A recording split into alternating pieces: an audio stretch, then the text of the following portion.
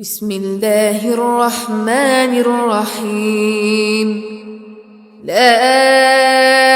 أقسم بيوم القيامة ولا أقسم بالنفس اللوامة.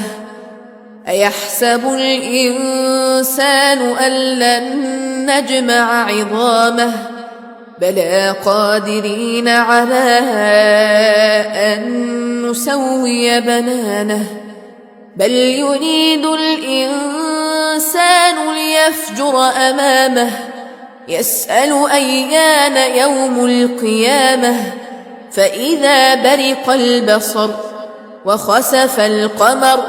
وجمع الشمس والقمر يقول الإنسان يومئذ أين المفر كلا لا وزر إلى ربك يومئذ المستقر ينبأ الإنسان يومئذ بما قدم وأخر بل الإنسان على نفسه بصيرة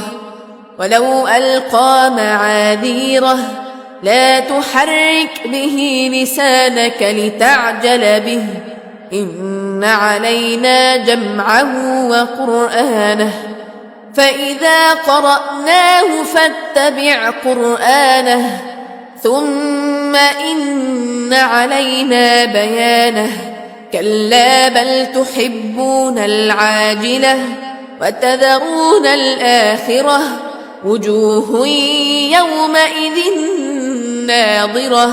إلى ربها ناظرة ووجوه يومئذ باسرة تظن أن يفعل بها فاقرة كلا إذا بلغت التراقي وقيل من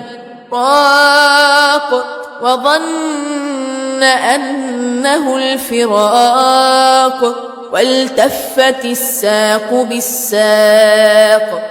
إلى ربك يومئذ المساق فلا صدق ولا صلى ولكن كذب وتولى ثم ذهب إلى أهله يتمطى أولى لك فأولى ثم أولى لك فأولى أيحسب الإنسان أن يترك سدى ألم يك نطفة من مني يمنى ثم كان علقة فخلق فسوى فجعل منه الزوجين الذكر والأنثى أليس ذلك بقادر على أن يحيي الموتى